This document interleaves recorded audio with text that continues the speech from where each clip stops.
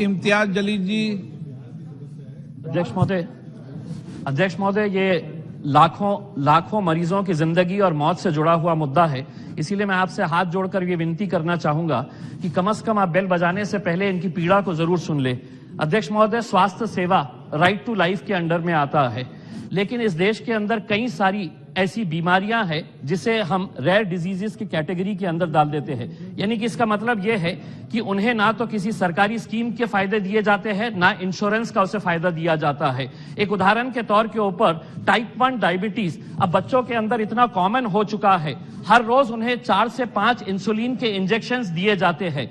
महीने का खर्च आता है 5,000 रुपये। अध्यक्ष महोदय, मेरे शहर के अंदर उड़ान नाम की एक एनजीओ है, अकेले उसके पास 1,000 बच्चे हैं, छोटे छोटे बच्चे जो गरीब घरों से ताल्लुक रखते हैं। उनका स्वास्थ्य का, उनके इलाज का कौन खर्चा संभालता है? तो हमारे जैसे कोई दानशूर लोग जाते हैं, कोई गरीब बच्चे की मदद करना चाहता है तो उसको डोनेट करते हैं। 1,000 बच्चे, छोटे छोटे बच्चे, अगर उनका इलाज नहीं किया गया, अगर डेली उन्हें 4 से 5 इंसुलिन के इंजेक्शंस नहीं दिए तो वो बच्चे मर जाते हैं। अध्यक्ष महोदय, इसीलिए हम सरकार से यह अनुरोध करना चाहते हैं कि इसको आप रेयर डिजीजेस के अंडर में अगर निकाल के सरकारी स्कीमों के अंदर। अध्यक्ष महोदय, दूसरी एक आम बीमारी जो महिलाओं के अंदर, पुरुषों के अंदर बहुत कॉमन है, वो ऑस्टोमी। ऑस्टोमी का मतलब यह है कि आपका बॉवेल के अंदर जब कुछ प्रॉब्लम हो जाता है तो पेट के अंदर एक सुराख किया जाता है, एक नली निकाली जाती है और जिंदगी भर के लिए एक बैग लटकाया जाता है, जिसके जरिए वो जो भी करना है उस बैग के अंदर। अध्यक्ष महोदय, बड़ा अफसोस होता है ये जानकर कि ये बैग और जितने भी ऑस्टोमी के पेशेंट्स हैं उनको जो भी इक्विपमेंट्स लेना पड़ता है, ये एक भी इक्विपमेंट हिंदुस्तान के अंदर तैयार नहीं होता है, विदेशों के अंदर तैयार होता है। जब हिंदुस्तान में लाया जाता है तो 12% कस्टम, 12% जीएसटी। यानी कि अगर गरीब पेशेंट है तो उसको यहां पर कहीं पर भी कोई स्कीम के अंदर इसको इंक्लूड नहीं किया जाता है।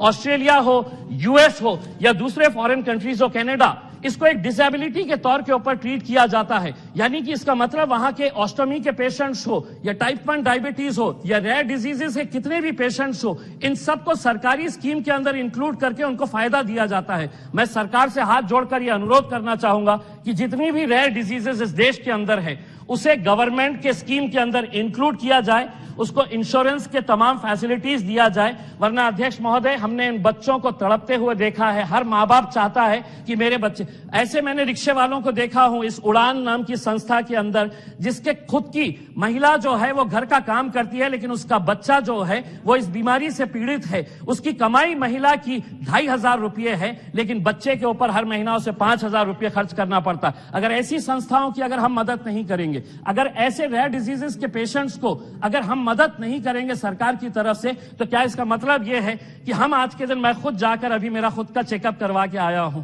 यहां पर यह फैसिलिटी अगर मुझे दी गई है तो उन बच्चों को क्यों नहीं दी जा रही है जो इस रेयर डिजीजेस से पीड़ित है? मैं हाथ जोड़कर सरकार से अनुरोध करूंगा, इस रेयर डिजीजेस के तमाम पेशेंट्स को सरकार की तमाम सुविधाएं प्रोवाइड की जाए। धन्यवाद।